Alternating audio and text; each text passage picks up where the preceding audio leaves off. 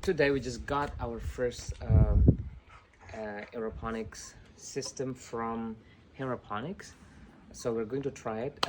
We will plant couple vegetables, and then in the next 3 we will plant another ones, and we'll see and we'll evaluate whether this is the best choice of our investment, and it looks like it's working really well. We get the plants from the local garden store, and now let's try to plant all this plant today.